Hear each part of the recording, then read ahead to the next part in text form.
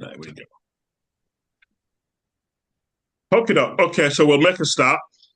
So, welcome everyone, and thank you for joining us. My name is Anthony Reddie, and amongst many other things, I am the Professor of Black Theology at the University of Oxford, and I'm also the Director for the Centre for Black Theology at Regent's Park College, which is a permanent private hall, also again in the University of Oxford.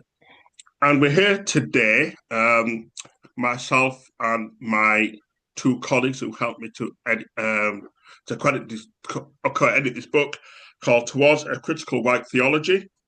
And this is it. For those of you who have not seen it thus far, I know that we have a number of fantastic contributors, most of whom have not received even their electronic version yet, which I think is what we had agreed. It's quite a doorstopper. I mean, you could do some serious injury with this book, both in terms of its content and in terms of its physicality as well. But anyway, so that's the book that we will be discussing this evening. As I said, we have a number of contributors in the book, some of whom are with us this evening. And across the evening, my two co-editors shortly will be in conversation. And then we have two other contributors to the book, one from the US and one from the UK. And we will be inviting them to say something about their particular contributions and why they wrote them. I won't say too much about the structure of the book. I will let my co-editors do that shortly. But this is a groundbreaking undertaking. And its significance really is that it's a conversation that has been a long time in the making. It's often said that it's better late than never, but it is fairly late in the day that we're finally having a conversation about whiteness. And as I said, I'll be inviting my two co-editors to be in conversation shortly. So in terms of the shape of the evening, it goes something like this. I'm just going to give some initial brief comments to sort of try to put this work into a broader context, but not say too much because I don't want to steal the thunder of my two co-editors. In that this has been a long undertaking. It goes back to an event, I think, in 2021, I believe, that myself, Al, and Jill did. We were talking about this a short while ago. It is still the biggest Zoom meeting I've ever participated in. So I think we had over 300 people in the Zoom meeting when the technology went down, which it just would on occasion like that. But we were saved by a wonderful doctoral student of mine at the time, who's now Dr. Saeed Azadi, who was the epitome of calmness and technical efficiency, and she managed to rescue what could have been a very disastrous afternoon. But that event, which I think, if I remember right, was called Dismantling Whiteness, really was the start of a process that has now led to this book. It's an important book, and certainly I think its significance has grown really from 2021 when we first had the initial conversations, because of the significant shift to the right that we've seen in many of our countries in terms of the rise of Christian nationalism and a kind of popularism that has taken root in many contexts. And I think the scariest thing about its present manifestation is how normalized it is being presented. There was a time when the kind of views that have been expressed by mainstream politicians would have made you a pariah, that there were certain forms of whiteness, which we've always known has always existed in terms of its ability to morph into different positions and to hide itself within structures and systems. And that's some of the things that we have tried to address in this book. We've always known that it existed, but the more extreme manifestations of it were ones, certainly in this context, that would have brought a degree of shame and embarrassment on those who would have held those views. In that 68, in our context, a very, very senior and brilliant politician and brilliant in inverted commas man called Enoch Powell made a speech called the Rivers of Blood speech, which was a very incendiary speech about the sense of Britain losing its identity and character as Black and Asian migrants from the British Empire, which he prophesied would one day take over the country and would make white people strangers in their own country. When he made that speech, what was interesting is that the leader of his party brought him in next day and sacked him immediately. And his career never recovered. So for the next 30, 40 years, he was an outlier. And despite his so-called brilliance as an intellectual, as a man who got his PhD when he was 21 years old from Oxford University, he was never allowed to be back in mainstream politics again. And yet we now have people saying very much the same things, but not only are they not pariahs, but they're almost at the center of political discourse. And we have people who are defending their comments, not as racist, but somehow as common sense rhetoric. And so our book obviously doesn't address all of this, but I think its significance undoubtedly has grown really sort of since we were first thinking about what this book might look like. So in a moment, I will hand over to the Reverend Doctors Al Barrett and Jill Marsh, and they will be in a conversation. They are the co-editors of this book. And then after that, we will then invite Dr. Sarah Azaransky, who is joining us from New York. She is part of Union Theological Seminary, which also happens to be the place where the great James Cone spent most of his academic life, and she is one of the contributors to our book. I have to say that Sarah's article was first published in Black Theology. I'll let her say obviously more about that shortly. But it's still one of my favorite articles. I mean, I don't want to embarrass Sarah, but it is actually one of my favorite articles, and it's one that I've been teaching for a number of years because it's a reminder that in every age when there is complicity, there is always some people who speak out and are visible, even if they're a minority. And I often say that to many of my colleagues when I have a number of people in Oxford University who will say, oh yeah, but like you can't judge previous ages by our present sensibilities. And they say that as if in a previous age, everybody agreed with a particular position. And of course, that's not true. That actually in every age, there's always, even if it's only a righteous remnant minority of people who are saying just because everyone else agrees with it doesn't make it right and doesn't make it truthful. And so we look forward to hearing Sarah's comments. And then following that, we have Dr. Victoria Turner, who also has a very important chapter in the book. Victoria and I go back many, many years. I remember when you were just starting your doctoral thesis and you were telling me all about your imposter syndrome, which I know has evaporated completely now that you are a very experienced academic and editor of books yourself. And so we will invite Victoria to come.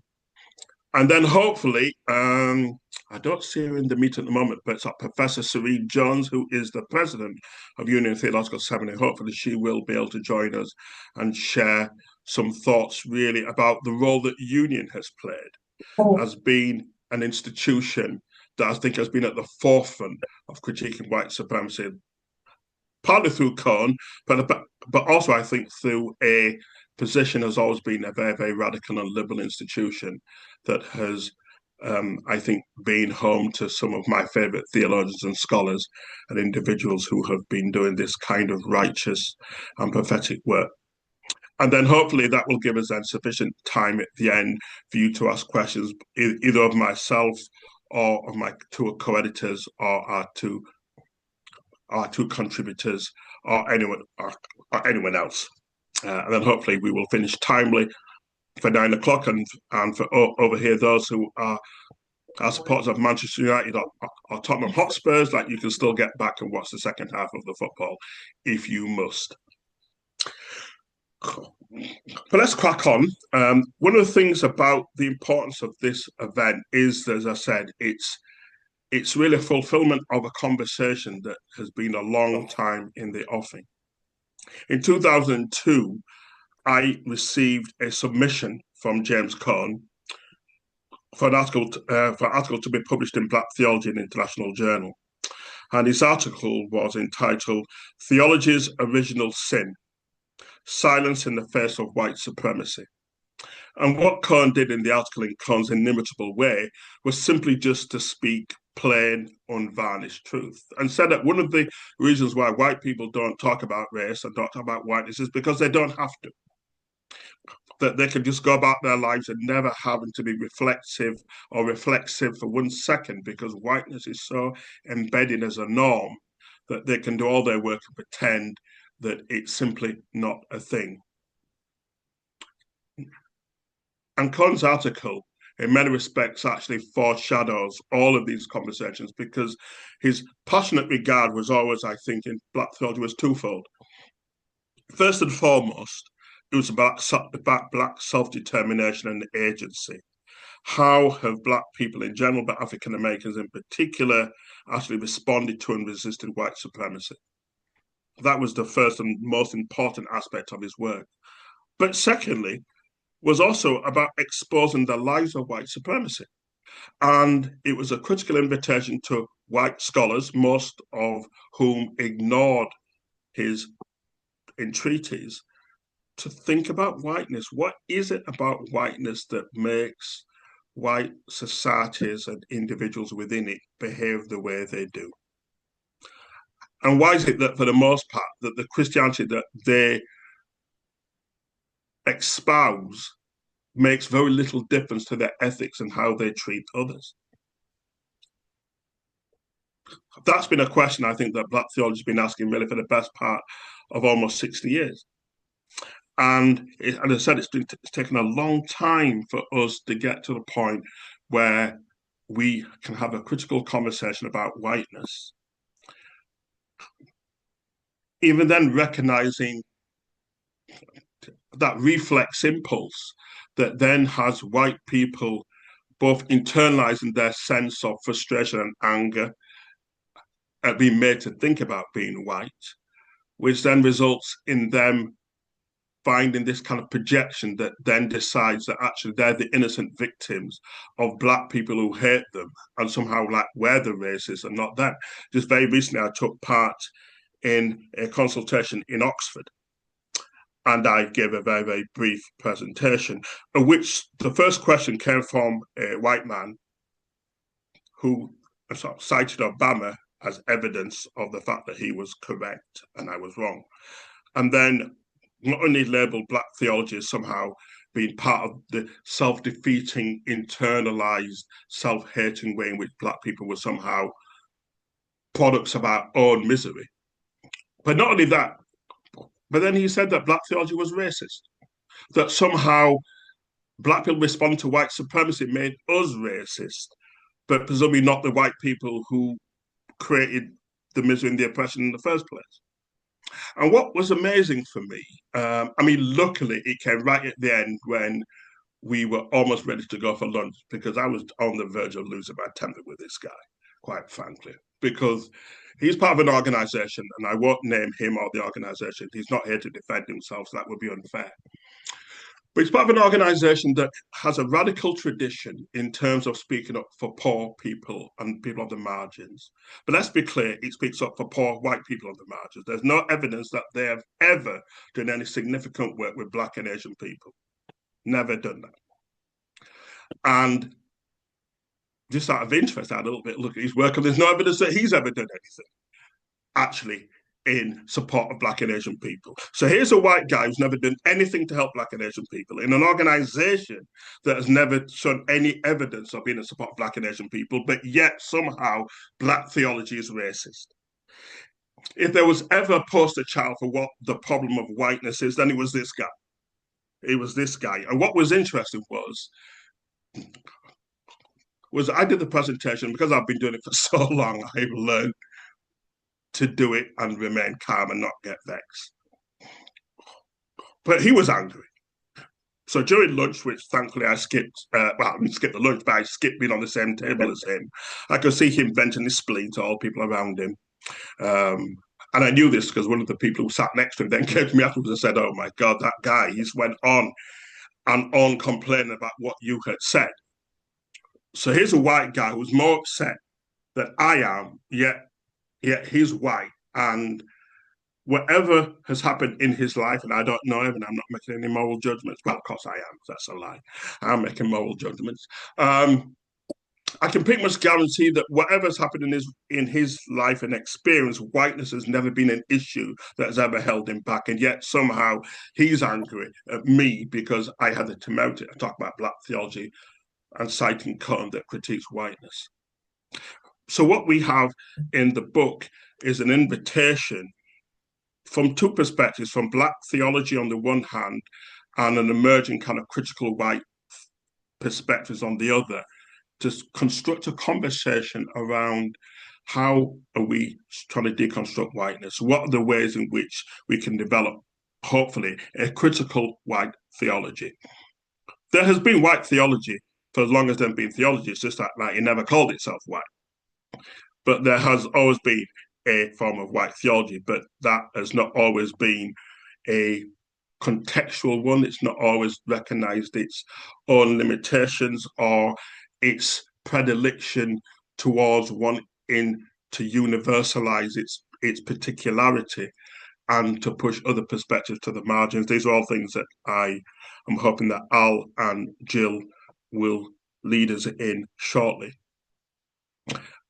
Just want to say a few words really about Al and Jill. They have been wonderful colleagues. I really want to give them a huge amount of affirmation for the work that they have done in leading this, because one of the, I guess, kind of ambivalent positions I've always carried is that critical white studies is white people's problem. You know, I mean, that ain't black people's problem. I've got better things to do as a black person than worry about white people actually worrying about whiteness, because quite frankly, it's hard enough being black in this world without having to worry about white people.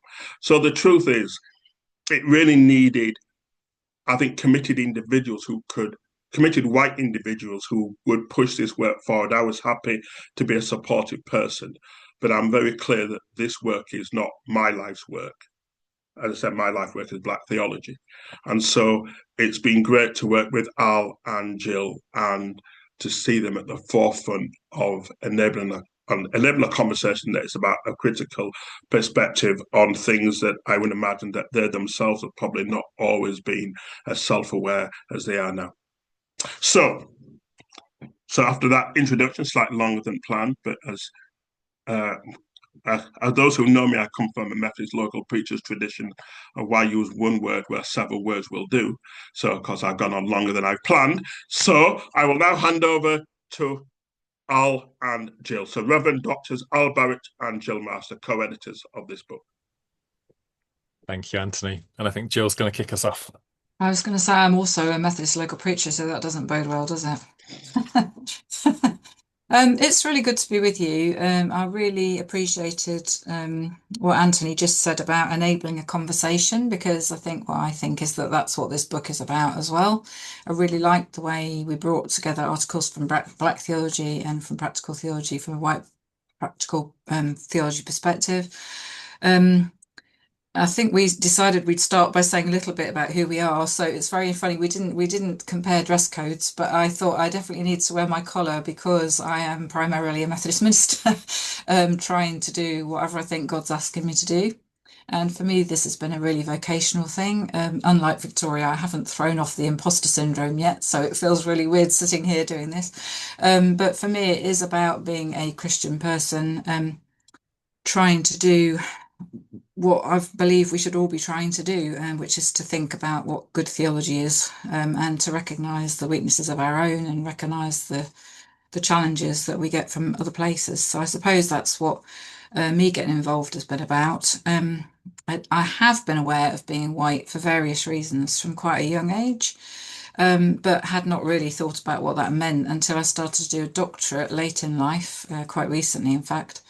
where I was kept wondering, why is it that for all of my adult life, I've been trying to talk about anti-racism, I've been trying to be anti-racist, the church is saying it's trying to be anti-racist for all of my adult life, and I'm getting old now, and yet we don't seem to be making any progress at all, and if anything, we seem to be going backwards.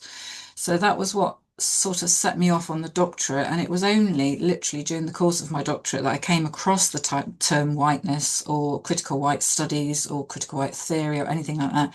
So I'm a bit of a convert or an evangelist for research, because doing the research sent me down those paths, and I began to think I'm Wesleyan, and we've always said that theology has to engage with every other kind of learning. There's no kind of learning which we should not engage with. So for me, bringing theology alongside white studies seemed really important. I think that's where I wanted to start, Al. Thank you. What about you?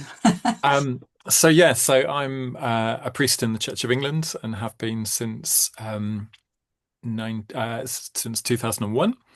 And that in itself, and the Church of England's entanglements with colonialism and empire, could be enough on its own to reflect critically on for a couple of hours at least. I trained for ordained ministry at the Queen's Foundation in Birmingham, and that was where I discovered theology, and also discovered Black theology at the same time. So Anthony, Robert Beckford, Michael Jagger, who's on this call, Mukti Barton, Emmanuel Lati were all teachers of mine. And so theology and Black theology were entangled, and one and the same. From my earliest experiences of theology. And we had anti-racism training courses, and I came out of college and I felt radical and challenging and prophetic and anti-racist and all the rest of it. But of course, this is a lifelong journey of realizing where your blinkers remain, isn't it?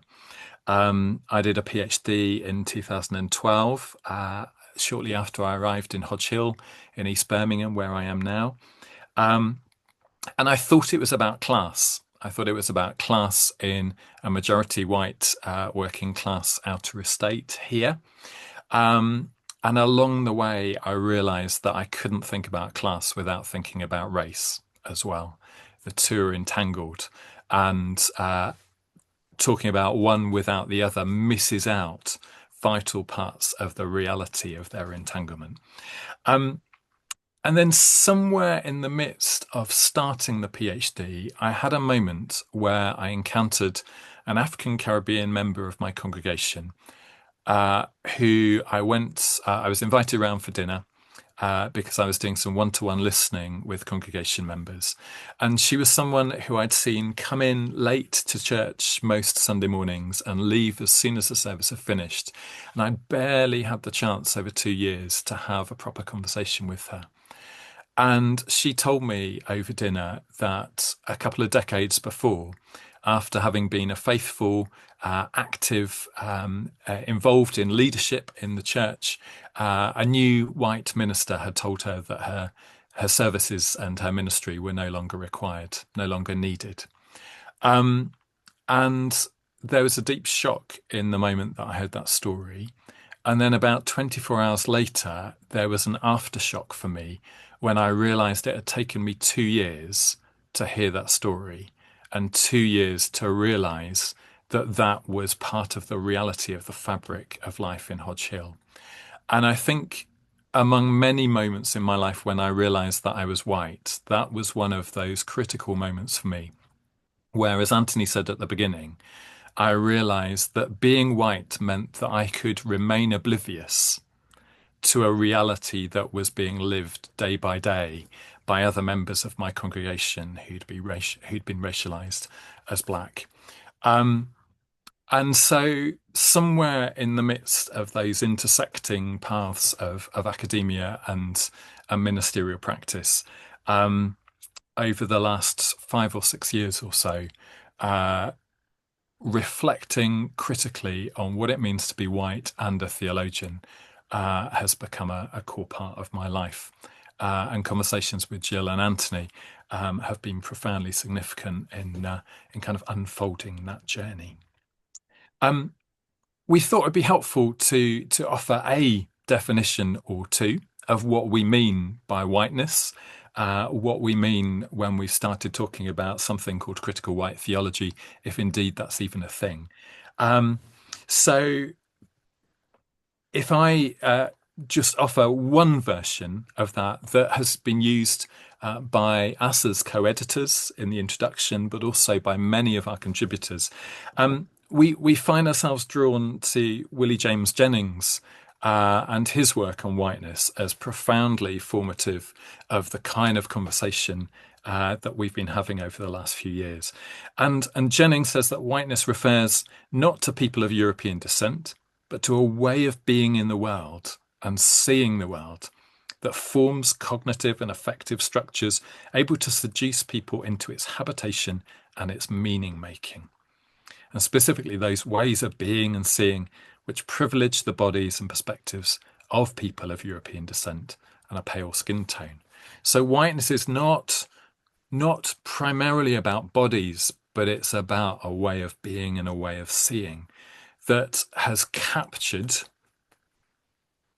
white people, but also captures, in a sense, everyone that gets caught in its net in one way or another. And Jennings, of course, has been really significant, not just in his reflections in After Whiteness, but in his previous work, The Christian Imagination, where he traces some of the history of the invention of race and its entanglement with capitalism, colonialism, and Christianity.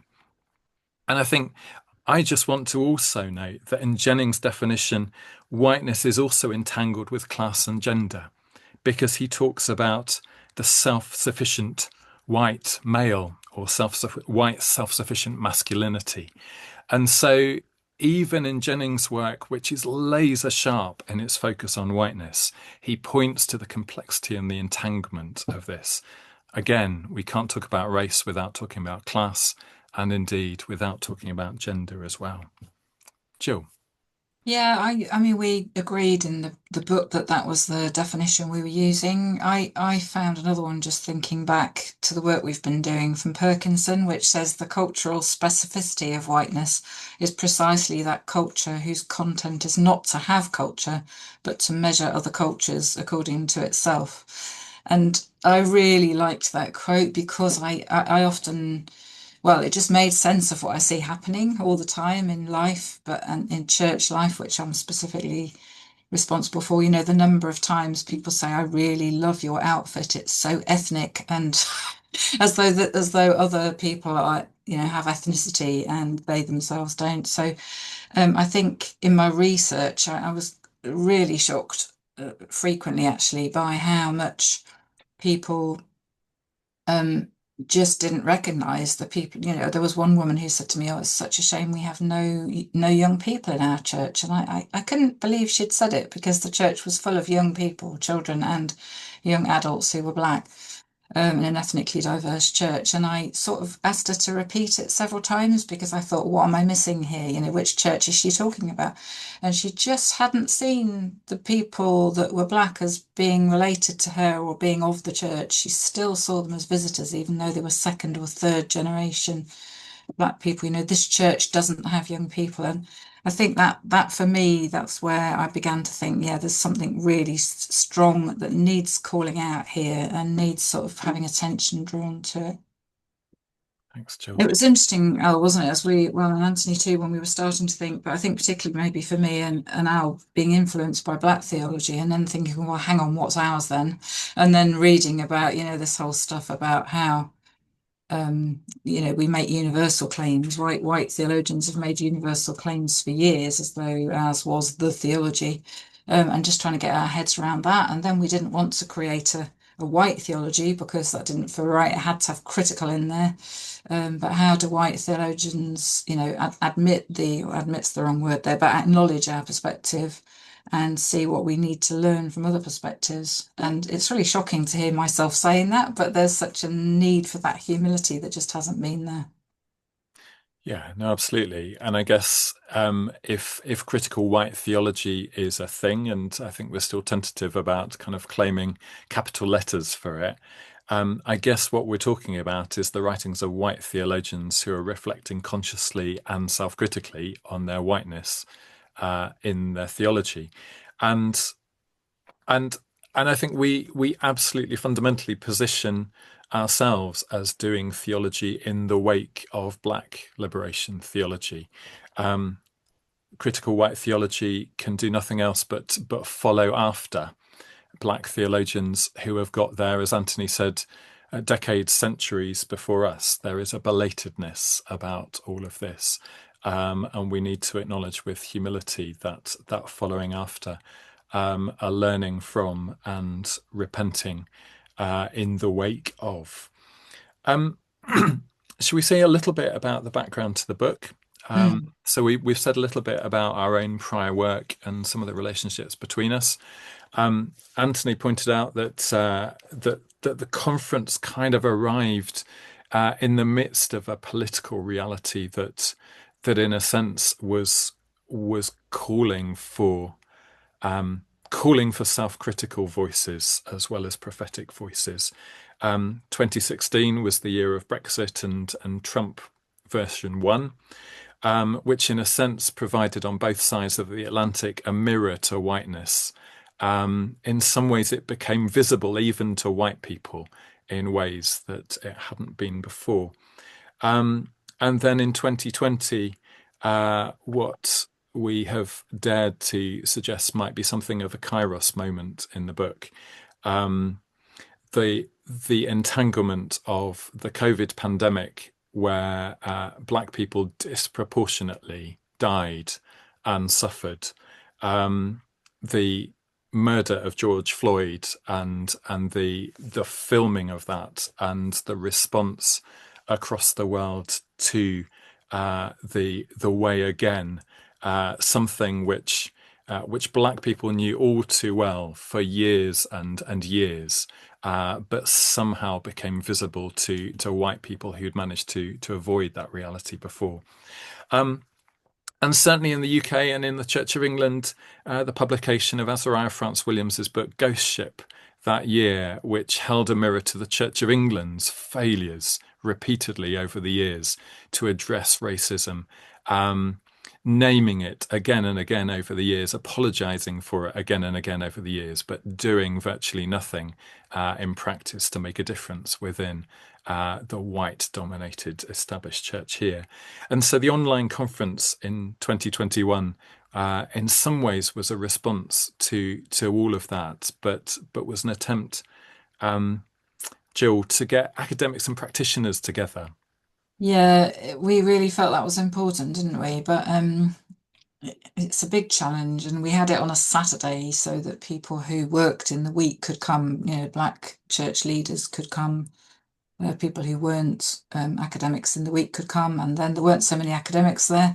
But for both, I think for all three of us, we just think it's really important to try and engage both the academia and the church life, the church leaders, really. And I know that's my background, but I think that is so important.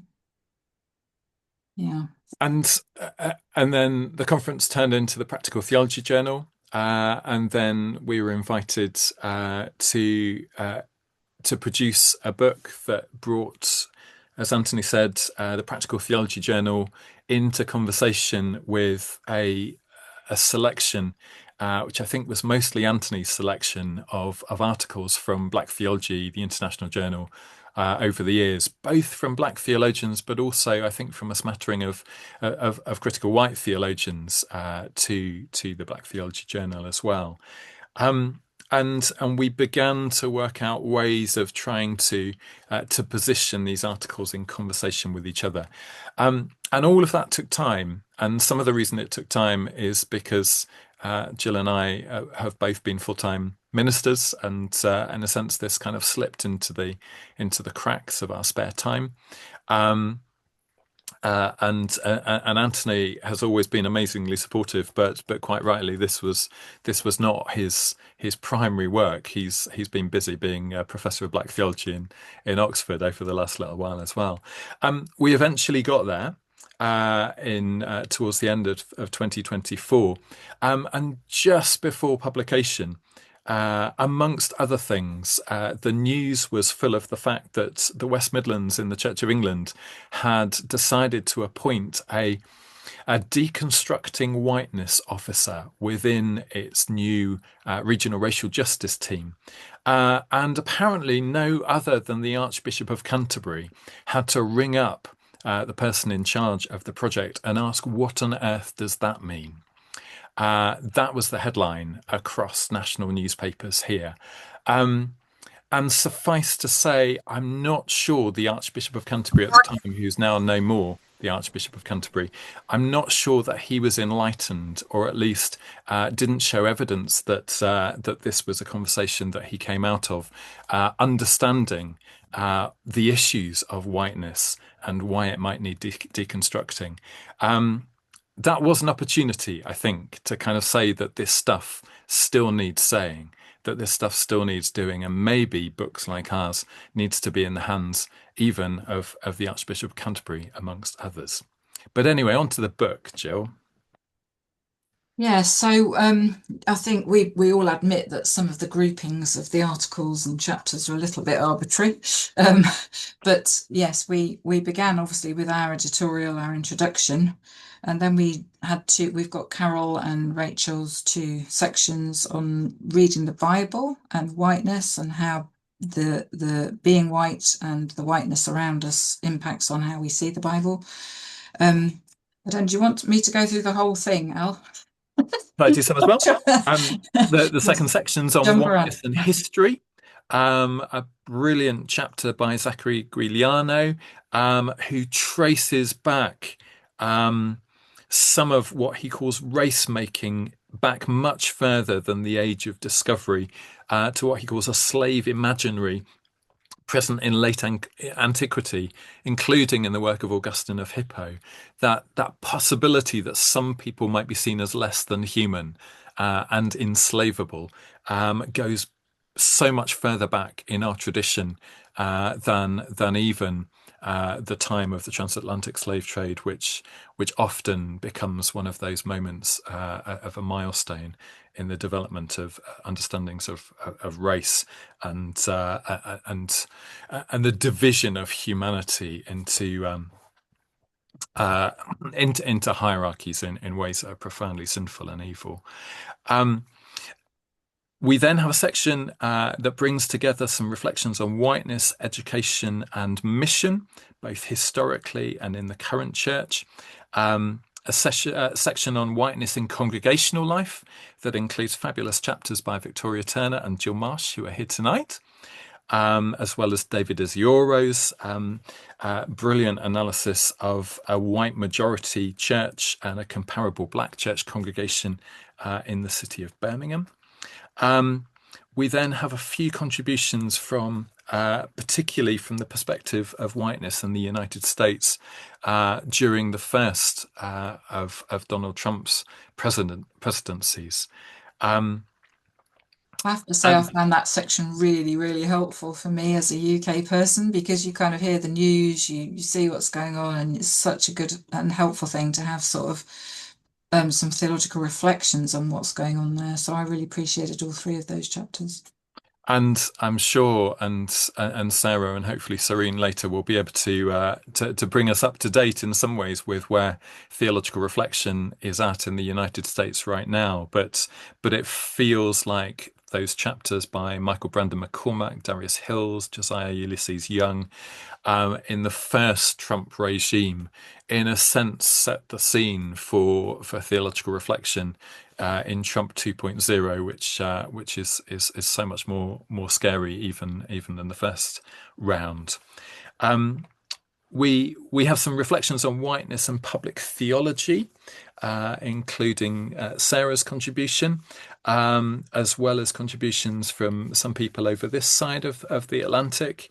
Eric Stoddart reflects on what a white gaze through surveillance technology might look like. Paul Weller reflects on a lifetime of working in anti-racism, but also quite self-critically on his learning along the way as well. And then some concluding chapters both from the practical theology issue, from Jasmine Devadasan, and from Anthony, and then some concluding chapters from ourselves as co-editors as well to conclude the journal. Jill, anything else you wanted to say in terms of the highlights in the book?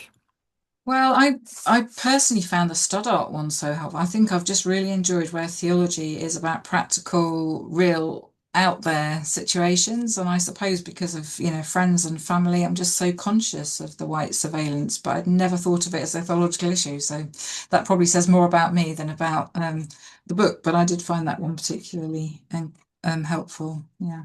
Okay. Do you want to say a little bit about your conclusion? Because so just some final thoughts.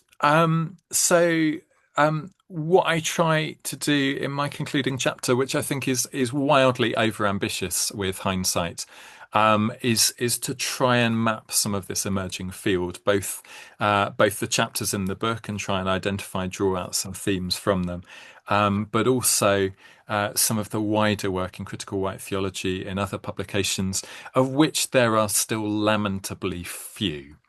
So to try and map some of that, to reflect a little bit on some of the dynamics of whiteness, and the dynamics of whiteness within Christian faith.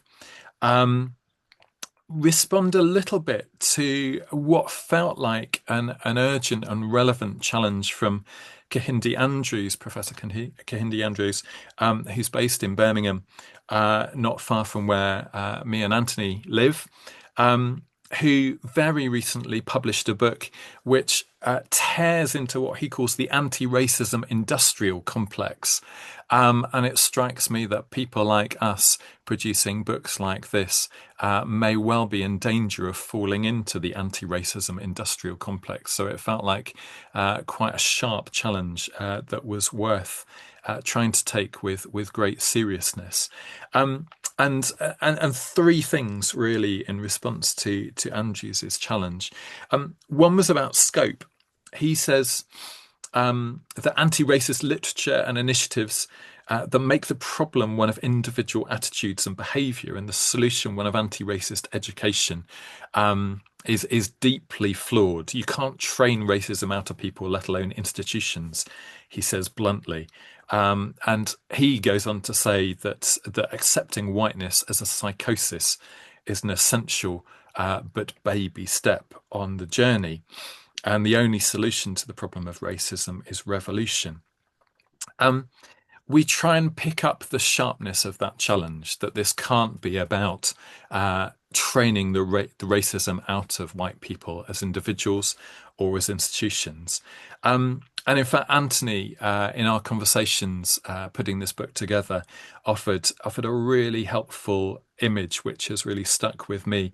The suggestion that much anti-racism work is about pulling up the weeds, and what we're trying to do in work like this is address the toxicity of the soil itself.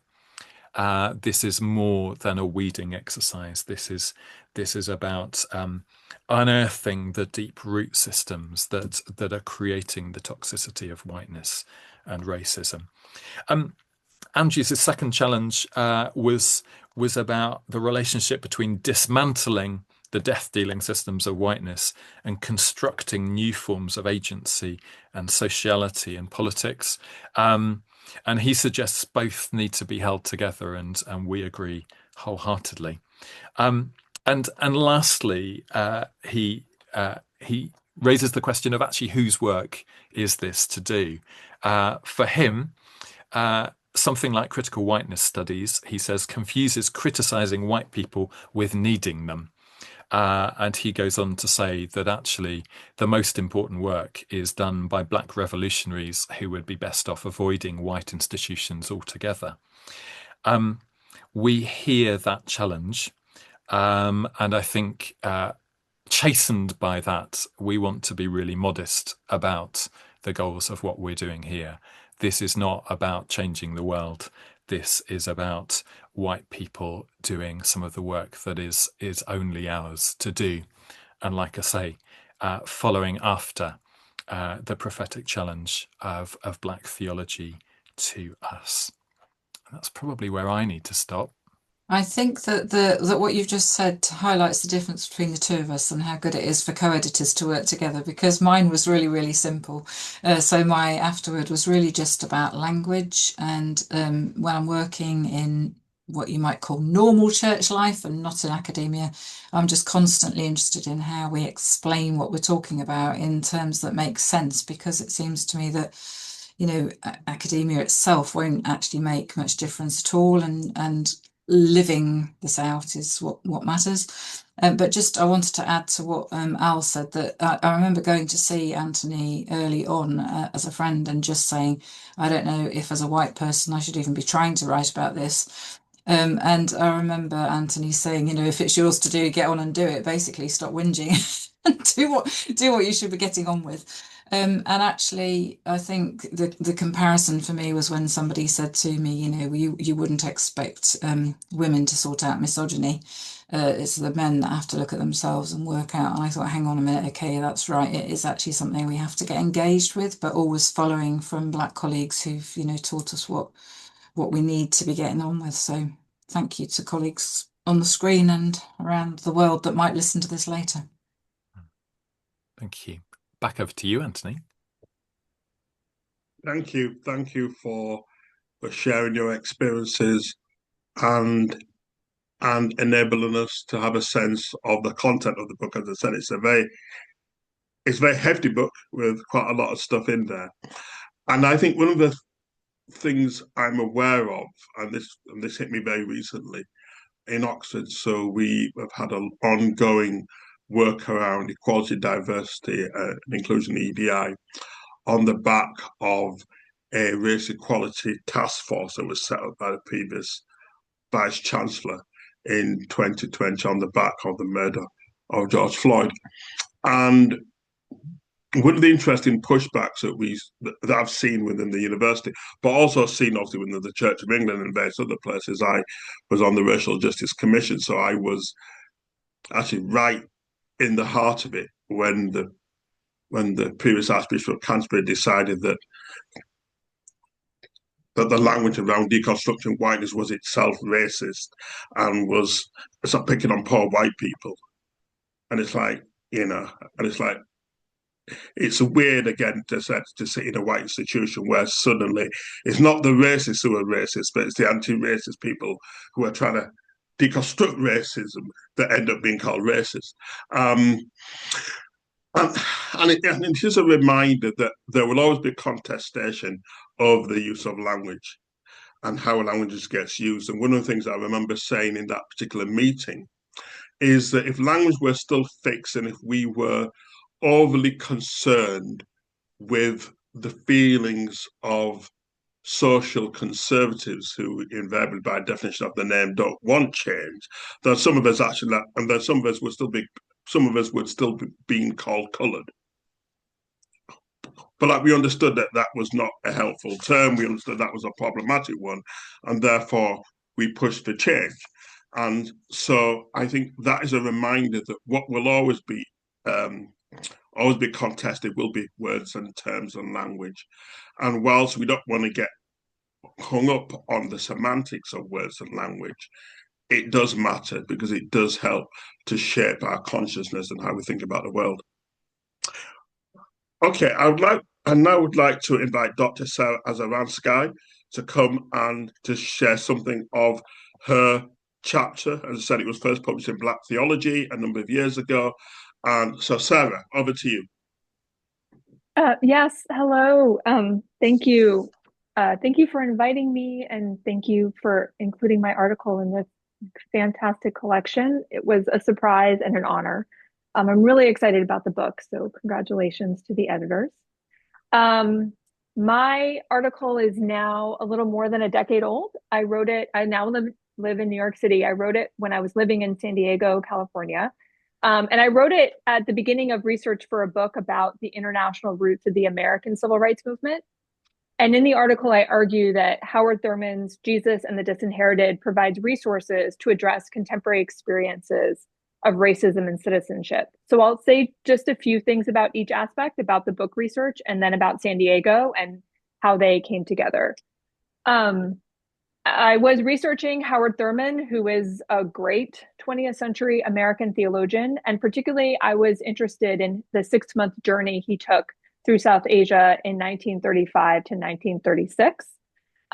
Several times during this journey, Thurman was asked why he was a Christian, including by Mohandas Gandhi, who actually wondered why Thurman wasn't Muslim. Gandhi asked him because he said, well, in Islam, there isn't a color line. The exchange that seems to have had the greatest effect on Thurman came early in the trip, and I'd say it had the greatest effect on him because he wrote about this exchange a number of times. He wrote about it also at the beginning of Jesus and the Disinherited, this little book. And in Jesus and the Disinherited, he wrote about how he was giving a talk at the Law College in Colombo, what is now Sri Lanka. And at the end of the talk, the dean of the Law College asked him why it was that Thurman was Christian, given Christianity's role in colonialism around the world and in Jim Crow in the United States. And so Thurman quotes the dean of the Law College as saying, "Here you stand in my country, deep within the Christian faith and tradition. I do not want to seem rude to you, but sir, I think you are a traitor to all the darker peoples of the earth. And I am wondering what you, an intelligent man, can say in defense of your position." So in many ways, this book, which is Jesus and the Disinherited, Thurman's signal contribution to Christian theology, sets out to answer the dean's probing question: how can he be a Christian and not be a traitor? Thurman develops in this book a theological account of the significance of Jesus for people whose backs are against the wall. In 1948, when the book was first published, he worked on it as a series of lectures after he returned from India in 1936, finally publishing the book in 48. And it shows how the Gospels are a manual of resistance against Jim Crow. And the size of this book matters, the shape that it's small. It continued to grow in significance and meaning in a later movement. People who knew King, Martin Luther King, said that he took 2 books with him almost everywhere. One was, of course, the Bible, and the other was this little book, Jesus and the Disinherited. So it fits easily in your bag. Citizenship is a central theme in the book. Thurman writes that the first thing we must notice about Jesus was that, quote, Jesus was not a Roman citizen.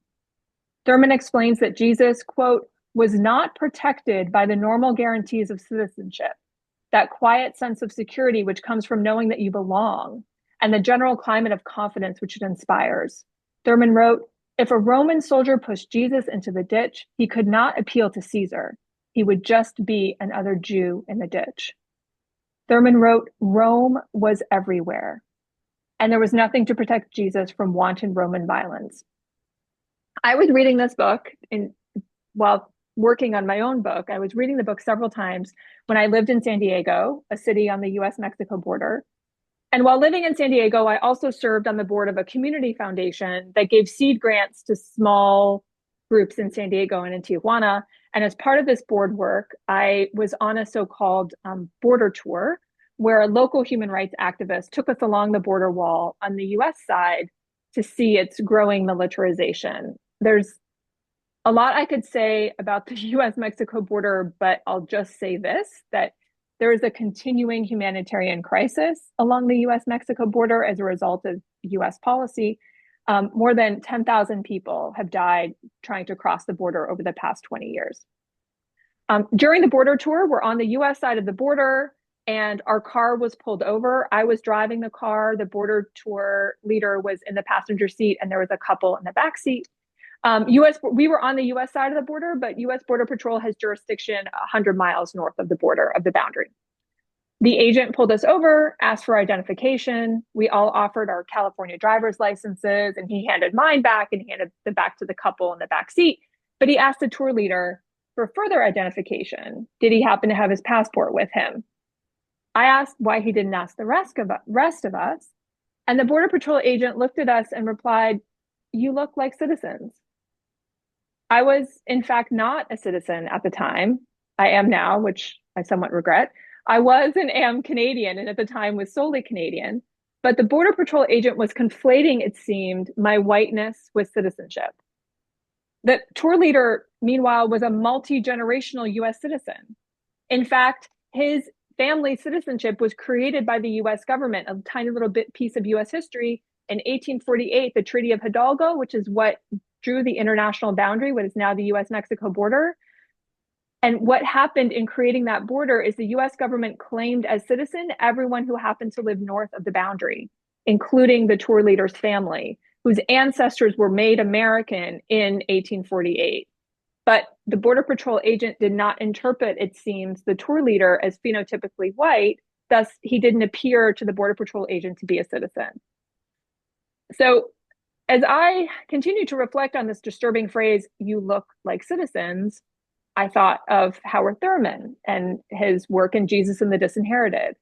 For our tour leader, who was in fact made American the century before, Rome was everywhere. And he was not protected by the normal guarantees of citizenship, even with the deep irony that it was Rome who had in fact made him a citizen. Meanwhile, Rome was everywhere for me too, but in a different way.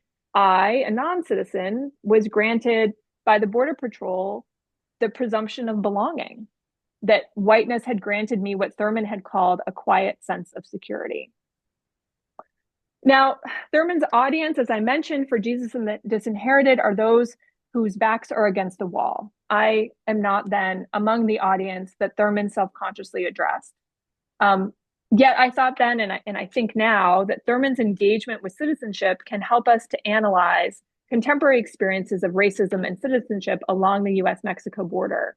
In the article, in the chapter, I analyzed Thurman's fascinating interpretation of the story in Matthew about the Roman centurion who asked for Jesus's help to heal his servant. So I encourage you to look that up in Jesus and the Disinherited, or to read it in the chapter. In short, Thurman calls the Roman centurion in this story in Matthew a moral enemy to Jesus. And he compares the centurion to white Americans. So drawing an analogy between Rome and Jim Crow, Thurman referred to whiteness. Thurman wrote, again, this was published in 1948, quote, "The fact that a particular individual is white and therefore may be regarded in some overall sense as the racial enemy must be faced. An opportunity must be provided, found, or created to free such an individual from his white necessity." White necessity. Thurman doesn't define what this provocative category means. It sounds to me almost anachronistic that in 1948 he was talking about white necessity.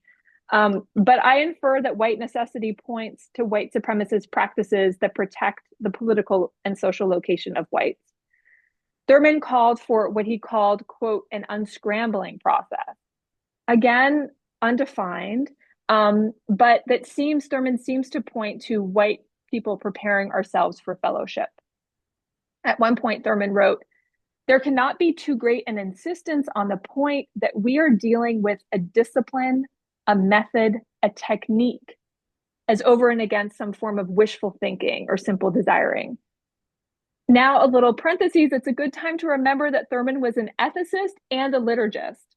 So he was really interested in practice and ritual, not in wishful thinking or simple desiring. And so for those of us who teach and research, I think we can think of these as our practices and rituals, that these can help us to become more fully human. There's so much more to be said, but I want to respect time. And so I'll end by reiterating something I wrote. I think this piece came out originally in 2013 during the second Obama administration. But what I wrote remains true during the second Trump administration, that Thurman shows how white American citizens, those of us in the academy, can undertake an unscrambling process, just like Thurman credits the Roman centurion with doing. That our scholarship and teaching can cultivate a sense of common humanity and promote a more robust definition of citizenship. Thurman's work challenges us to consider what it means to be American and who gets to be included among the we of Americans. Thurman pushes white scholars to contribute to an American identity that does not depend on white supremacy. And so I'll end by giving Dr. Cohn the last word. In the article that Dr. Reddie mentioned, The Sin of White Supremacy, which was published in the Black Theology, the international journal, Cohn wrote,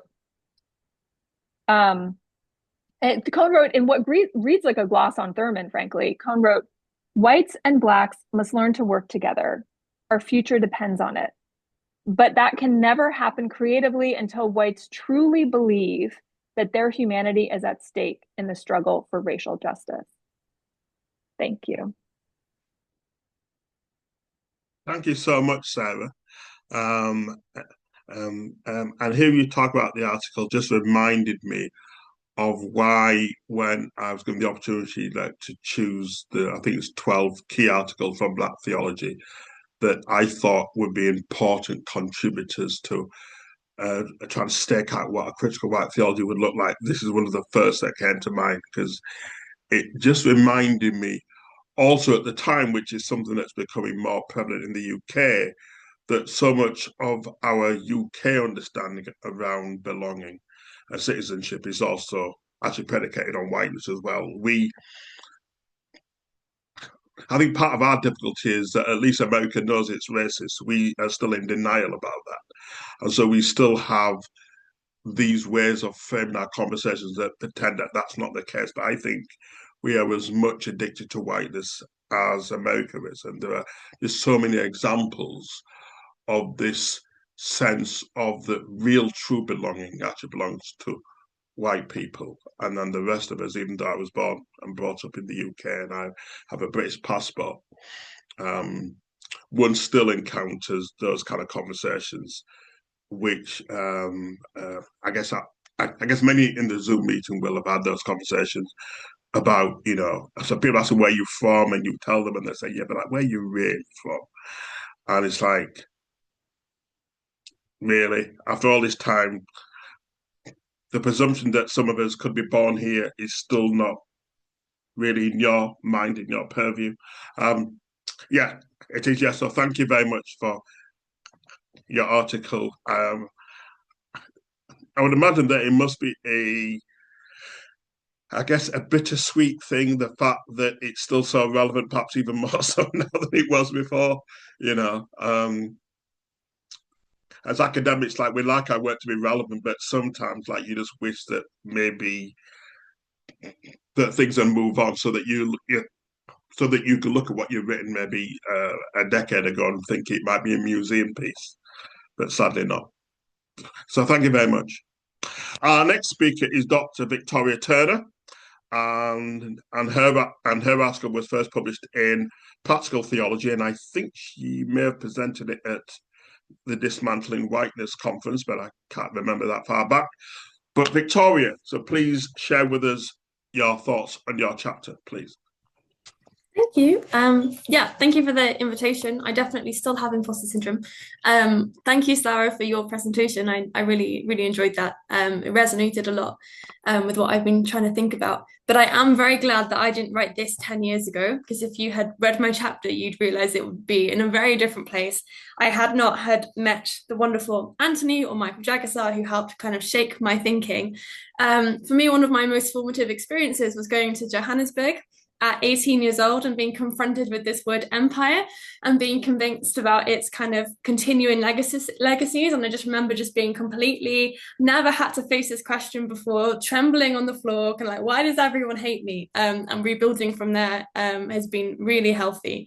So I'm just so lucky to have been kind of put in the right places and be informed by these fantastic scholars.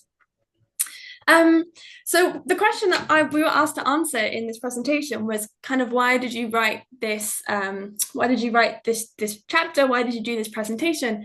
And I was thinking about this earlier, walking back from work, and actually the idea, I think, started to bubble up in me when Anthony came to Edinburgh to give a presentation about his shiny new book, Theologizing Brexit, as it was then, just announced that he'd be heading to Oxford. And I was really excited. I was a PhD student, and it's the first time anyone had been invited to a seminar that I myself was interested in or knew, or whose work was in any slight sense liberationist. So I was feeling very excited for him to come. And kind of as he was giving this presentation, it kind of was coming to me as a question, kind of, Anthony, used his phrase that he uses really well and often, kind of, when did the working class become code for white? And that kind of really challenged me, because as well as how I agreed with it, I also kind of thought, but working class people who voted for Brexit, not all of them knew what they were voting for. And so there's also kind of a victimhood there that is entangled also in empire and racism and institutionalization. But I just really felt like I just wanted to think about that a little bit more, also coming from Wales and how Wales as a country voted in favour for Brexit, but it's been the most disadvantaged by it, by leaving the European Union and losing so much money and things. This is what I wanted to think about. So that led to some self-interrogation, a lot of self-interrogation and kind of working things out, and eventually came this article. So to give a little bit of background about myself, so the method that I used to write this was kind of practical theology, autoethnography, thinking about kind of my own formation growing up, and also the church community that formed me. So I grew up in a council estate in Cardiff, but I'd say I'm working class, but I'm also very aware that kind of I'm an insider-outsider. So there are three ways kind of how I talk about how kind of I grew up in between classes. And I feel like I'm very much one of those lucky few who escaped. Like when you're looking at the council estate I grew up in, some people were able to escape and some people are stuck. So my parents are definitely people who are stuck. My grandparents moved there because it was a nice place to live. There was diversity. I don't want to go too much into Thatcherism and right to buy in British politics. But now council estates in the UK aren't blessed with diversity, and they tend to just be the most disadvantaged. So that it's not like local support networks as there once was. So kind of the ways that I kind of was this insider outsider is that my parents both had, oh, there's a cat. My parents both had jobs. So my dad worked finding, he still does finding like property for asylum seekers and refugees. So I grew up kind of knowing that world, kind of understanding that world. It was talked about a lot at home. When my dad was on call, sometimes on the way to the beach, we'd stop off at one of these properties and meet the family. And I have really nice memories, like playing in the garden with children whose language I didn't understand, but who very easily you became friends.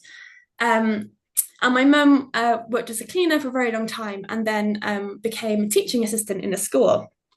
But that kind of difference of my parents both having jobs, there was a pride that they worked hard, but there was also a suspicion of their neighbours.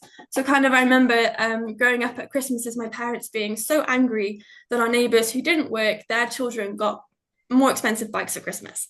They seemed to live an easier life. And it was this kind of myth that was bubbling up in them as some kind of anger. A second way in which I was different was the church, that we went to church. The church we went to was on the council estate, but nobody from the council estate, apart from our family, attended this church.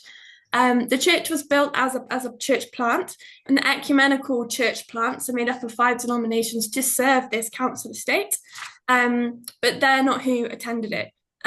So again, that was another way that we felt like kind of we didn't belong to that world, we belonged to the church world that was mostly made up of middle class people who came kind of from the surrounding villages. And finally, because I went to this church, that meant that I went to a different school. So I went to the church in Wales, which is an Anglican school. Whereas some of my friends from kind of like sports clubs, I did taekwondo growing up, so my friends went to the normal kind of state school. Now, the difference here is that my friends that went to the normal state school, only 36% of the students got kind of any GCSEs, which meant that generally they wouldn't go on to further study, and it was always rated unsatisfactory, whereas my church school achieved almost 60% good grades at GCSEs and was always rated good. And my high school also only had less than 30 non-white pupils in my year, whereas my friend's school had much bigger diversity, but there was also kind of phases of crowd control, there were drug problems, behavioural problems, and so kind of when we both left high school, the places we were going were vastly different, and that's always kind of stayed with me as being really unfair. So the church where I grew up, so part of this article, I wanted to kind of tease out why was it growing up that kind of these questions of racism, these questions of privilege, kind of they weren't in my vocabulary. And kind of, as I delved in, I came up with kind of 3 examples from this church that I went to that was all white, and very middle class, and not at all representative of the area in which I grew up. So the first example was the school, and how this church actually kind of enables some younger people to have a different life. So the church system, these church school systems, actually lift up children whose parents put them in those positions, so whose parents are themselves educated, whose parents are themselves thinking about success, etc. The second one, kind of some members of the church listened to a talk about anti-racism, and they were all fired up and they wanted to talk about it in the belly of the church. And kind of another church member turned around and said, oh, well, that's all very well and good, but actually we don't have any non-white people here, so there's no need to talk about it. And of course, that wasn't at all that wasn't true. The council estate where we came from was very diverse. Cardiff as a city is very diverse. Like, historically, it's had generations of immigrants living in Cardiff, and now Welsh people who are from different cultures and races, but that just shut down the conversation. So I was thinking about this, actually it's beyond kind of dismissiveness, and it was towards kind of forced invisibility. It wasn't the case that people were being discarded, but that if you weren't white, you weren't seen, which I think has already been said in this webinar here as well. And then the most kind of pivotal example is that this church was approached by a Black kind of African church that started in someone's house and was growing. So the church I grew up in had 50 people on the membership roll, but maybe every week in church was between 20 and 30 people. So this growing Black church came to this ecumenical church and said, can we use your building in the afternoons to do our worship? And the 3 trustees of the church, all white middle-class men, turned around and said no. The idea of a church meeting wasn't even thought of. And the reasons they said no was because they couldn't trust this other church's theology. They weren't sure that they were inclusive enough. And they didn't want to let out the church on Sunday afternoons in case they wanted to do their own missional projects, or it might curtail coffee hour. And coffee hour never went over 11:30 because people had nothing to talk to each other about anyway. So these were just facile reasons. And I'm going to kind of come back to that in a second. But kind of how I was thinking about how do I make sense of all of this, I kind of lent on Paul Gilroy's idea that kind of you can't think about today and whiteness not in relation to thinking about empire. So Paul Gilroy talks about how there's a melancholia in the identity of white Britain, where the loss of domination once enacted over multiple races and countries is now enacted through power over and the marginalisation of those escaped subjects who now reside in the UK.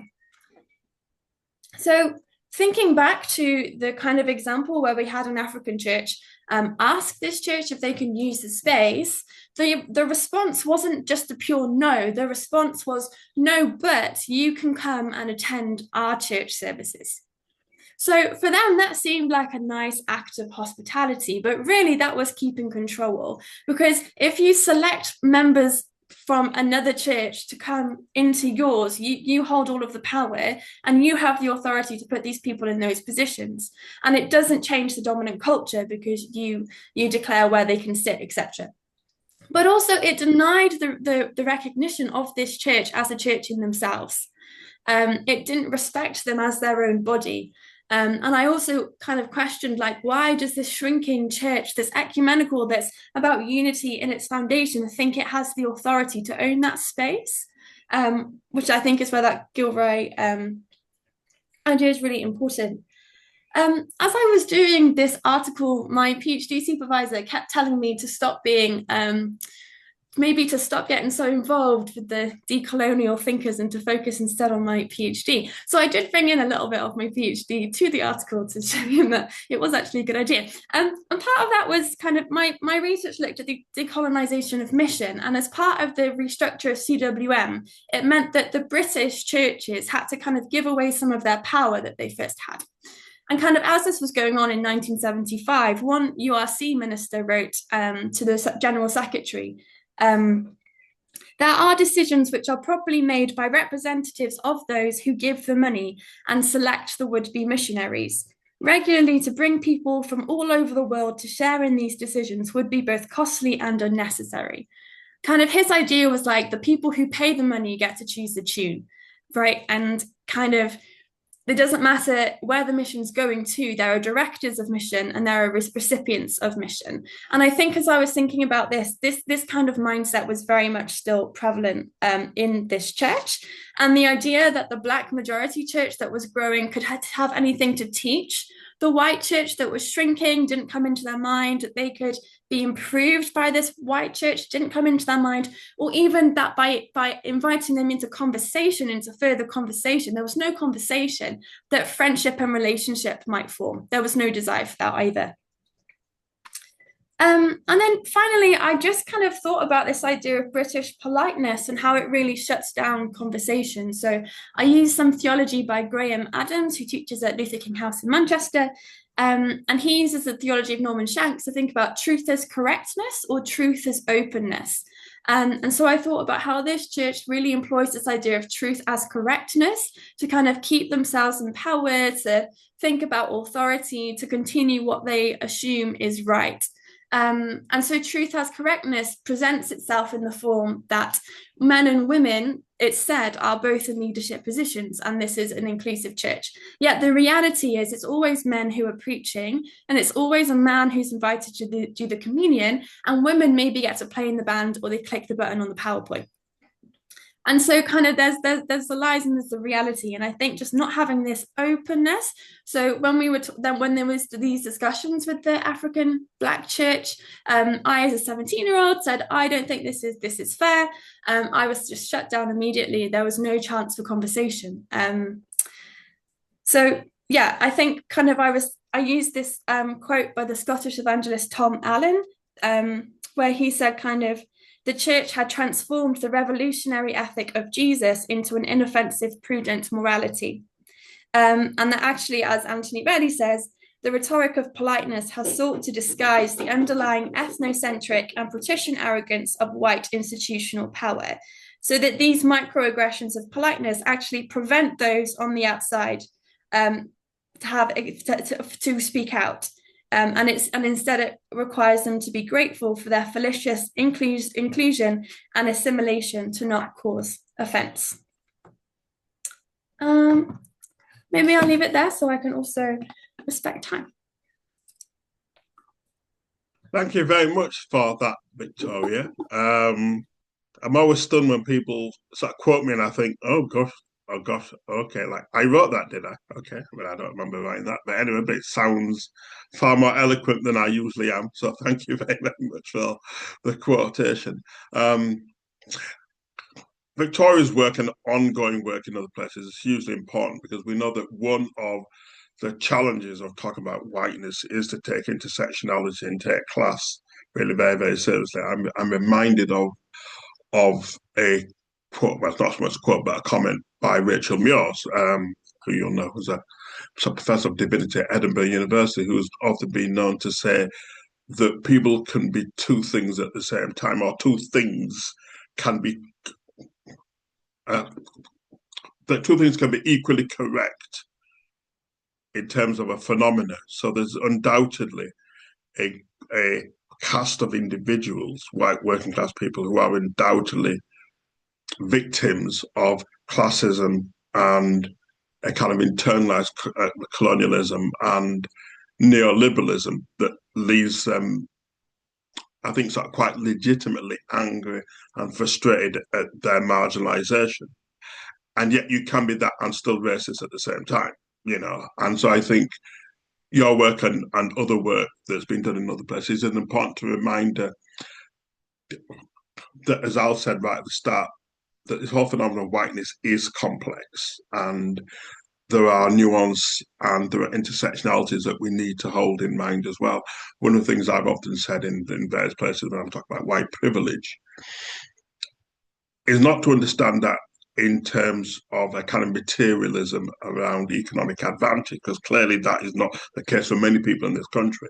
But actually, one of the best ways for me to understand white privilege is simply the ability not even to have to think about being white. Because Black theologians have existentially wrestled with blackness for as long as we have been in this skin, and the reflexivity that we've always carried with our writings is that which we're now inviting white scholars to partake of in this constructive conversation. So thank you very much, Victoria. Okay, so is Professor Serene Jones in the room?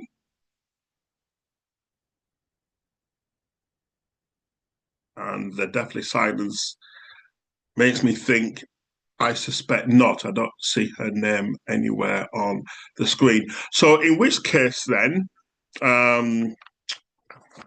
given that less is more, so we don't necessarily want to drag the evening out, what I would like to do now then is just to say a few words about union, and then maybe I might invite Sarah just to say a few words about your experience of working at union, and then we'll then go to the Q&A, and if we finish early, then the Manchester United and Tottenham Hotspur fans will not be too upset, I'm sure. One of the great experiences I had in 1999, so I got a scholarship to go to America through the Board for Global Ministries as a Methodist to look at some archive material as the final plank of completing my doctorate, which I did in 2000.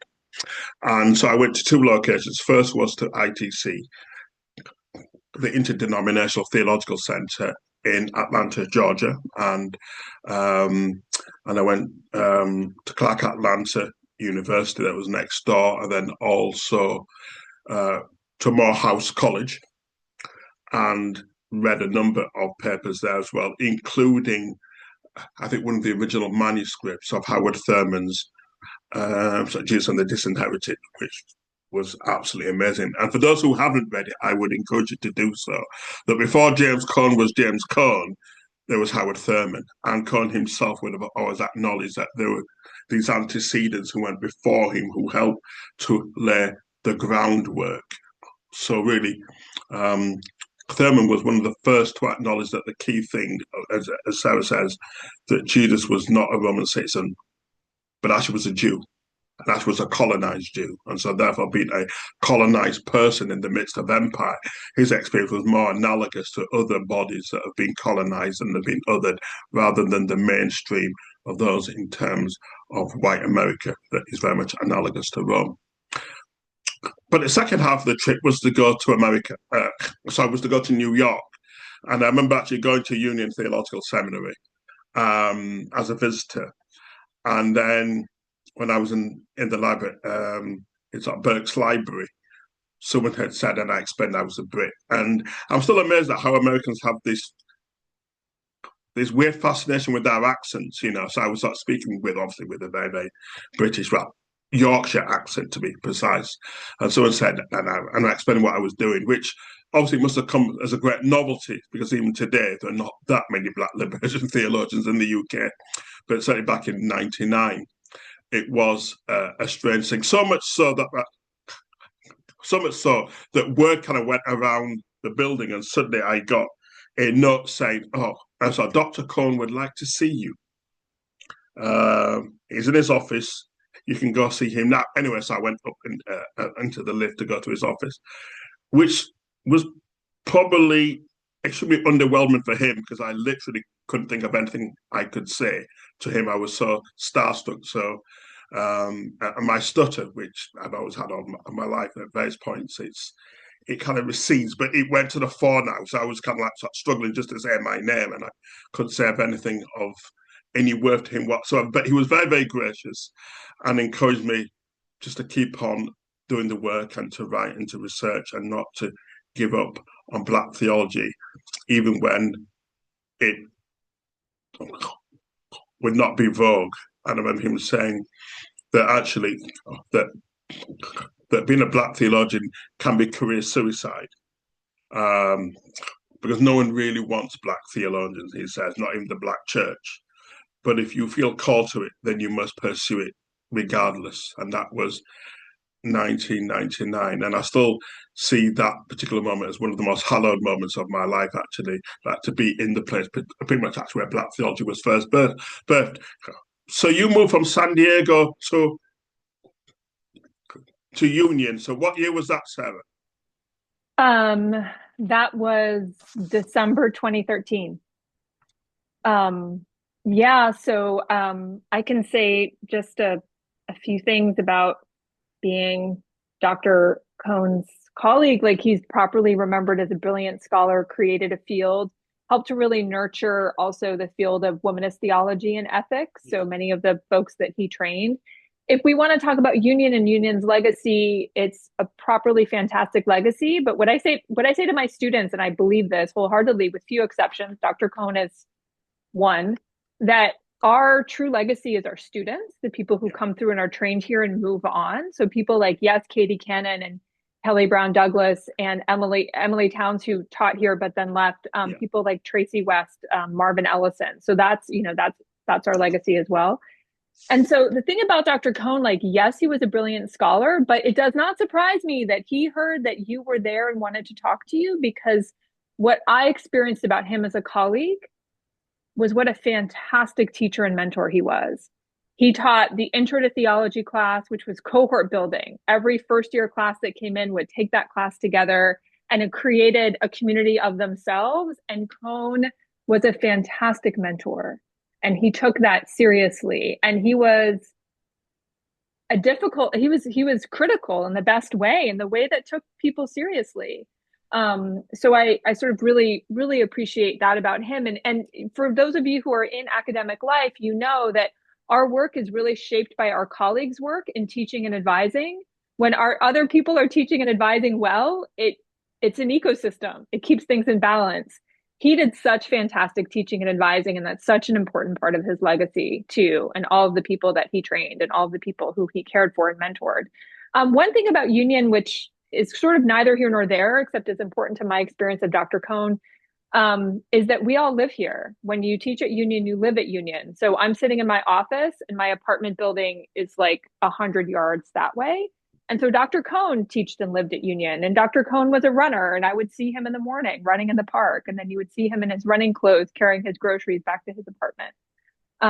When he was sick, the most recent time, the time before, then he recovered, and then he was sick again, and he was dying. We lived in the same building. All faculty lived together. I was on the 6th floor. He was on the 3rd floor. At the time, my kids grow. That's what happens. But at the time, both my kids were small, so I'm making dinner every night. So I would make an extra plate for him. He wasn't always hungry because he was in the midst of cancer treatment. And Kelly Brown Douglas, who had been a student of Cohn's, was back at Union as faculty. And she really shepherded him to the end, and was such, I think, a blessing that his student was there to help him. And I remember any number of times bringing food down, and I would start to bring food down for Kelly as well. So it's really hard to talk about the significance of Cohn for Union. I would like to think that he finally dislodged Niebuhr as being the intellectual. I'm like worried about the ghosts in the walls, but as being the sort of intellectually most significant person that's been here.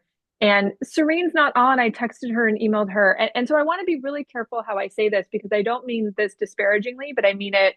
This is, I think, the true challenge. I teach his article, The Sin of White Supremacy. And it's one of the things I say to my students is, yes, be really careful when you're reading folks that they're not merely citing.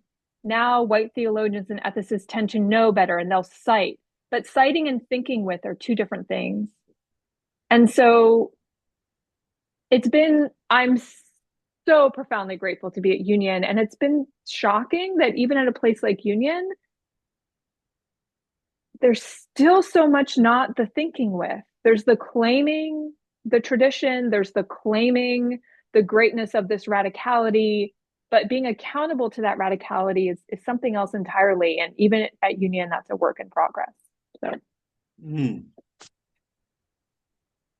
Yeah, well, thank you for being so honest about that, because I think one of the dangers sometimes when you look at a person from the outside is that you sort of see it through kind of rose-tinted spectacles. So when I was walking around Union, I remember thinking to myself, I never wanted to work in America. I think I've always I've always felt my calling to be a Black theologian in Britain because of the specificity of my context and being born and brought up here. And it always seems to me that like my USP when in America talking to American colleagues was the fact that I spoke in a British accent and I was brought up in the British Empire. But that said, I always said that like the one place I would leave Britain in a heartbeat to go and to work in actually would be Union Theological Seminary. But obviously, like the phone call never came, and so I was kind of located over here. And I think one of the things I know and hear what you just said is that trying to build a traditional Black theology in Oxford University, the oldest continuous English-speaking university in the world, is trying, I think, firstly, actually get people actually just to cite you and get people just to cite Black theologians and womanist theologians in a context where that has pretty much been in an absence for the longest of periods. So we, for example, and I was discussing this just yesterday with Professor Will Gaffney. So Will Gaffney is over here, so giving the Bampton lectures, and they've been going since 1780. And she's the first Black woman ever to give them in 2025. And so we were at lunch with the head of the department and two of the sort of senior colleagues. So I'm in lunch in Oxford. And I was saying, both trying to be polite, but to be honest at the same time, that one of the things about an institution like Oxford where change happens in a very, very slow and gradual way is that we have a tendency, and this is not to be unkind again, much like you start speaking about Union, to give ourselves a pat on the back when we don't always deserve it. So I remember having a conversation with the previous head of the faculty, but one head of the faculty, about how we have a third-year course called Special Theologians, which is where you study a person rather than study a genre or a methodology. And the offers that had existed in the life of this particular option were all men. So it started with Oregon and ended with Jürgen Moltmann. So clearly nothing had happened in academic theology since 1970. And there's not one woman, and there wasn't one person of color or one contextual theologian. So when I kind of then challenged them around that, they very frequently said, well, so what one theologian would you choose? And obviously I chose Cohn.